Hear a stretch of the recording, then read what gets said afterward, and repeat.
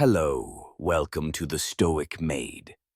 Criticism is an inevitable part of life, whether it's a comment from a colleague, an opinion from a family member, or a remark on social media. Criticism can make us feel hurt, angry, or out of control. But is there a way to stay calm and not let those words dominate our minds? The answer lies in Stoic philosophy, particularly through the teachings of Marcus Aurelius, a Roman emperor and great philosopher. In today's sharing, I will introduce three Stoic principles from Marcus Aurelius to help you face criticism with calmness and wisdom.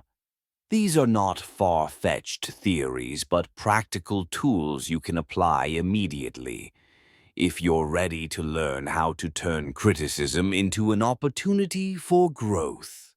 Let's get started. Marcus Aurelius, in his book Meditations, left behind many profound lessons on how to face life's challenges, including criticism.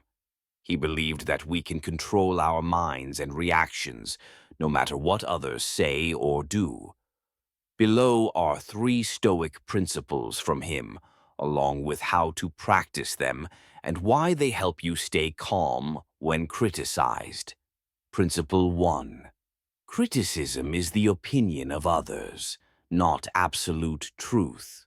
Marcus Aurelius once wrote, "Everything we hear is an opinion, not a fact. Everything we see is a perspective, not the truth."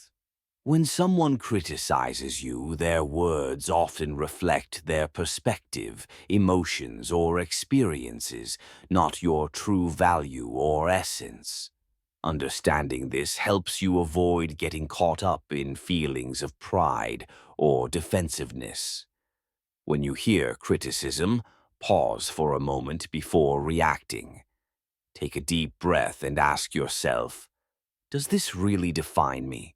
Or is it just the other person's thought? By separating yourself from the criticism, you create a mental distance, as if you're observing it from afar. Then decide if the criticism is worth considering further. If it's not true or not helpful, let it pass like a cloud in the sky.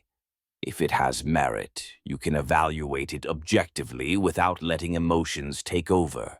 If you follow and apply this principle correctly, it will help you realize that criticism has no power unless you give it that power. By viewing criticism as an opinion rather than a fact, you protect your inner peace and avoid impulsive reactions. It's like building an invisible wall around your mind, preventing negative words from penetrating.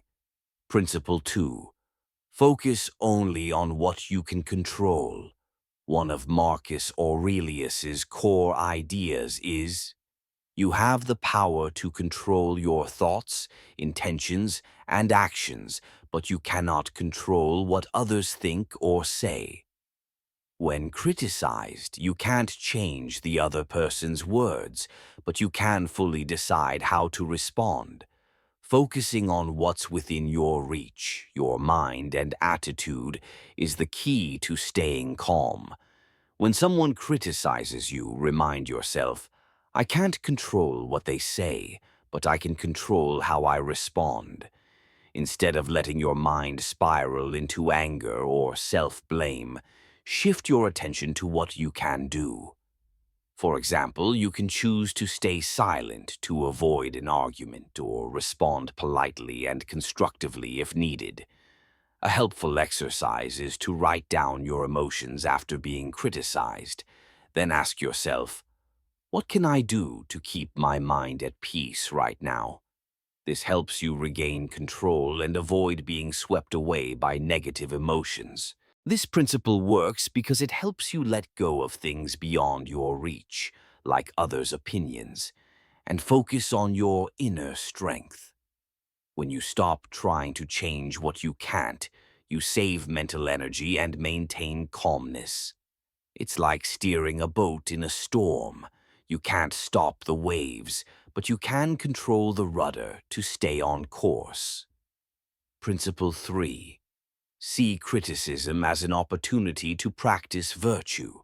Marcus Aurelius wrote, "If someone criticizes you, thank them, for they have given you an opportunity to practice patience and tolerance."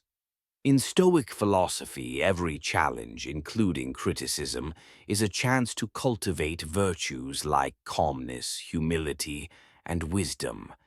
Instead of seeing criticism as an attack, you can view it as a test that helps you become better. When criticized, try to see it as a mental exercise. Ask yourself, what can this teach me? Which virtue can I practice right now? For example, if you want to cultivate patience, choose not to react immediately, but listen with openness. If you want to practice tolerance, try to understand the critic's intentions instead of judging them.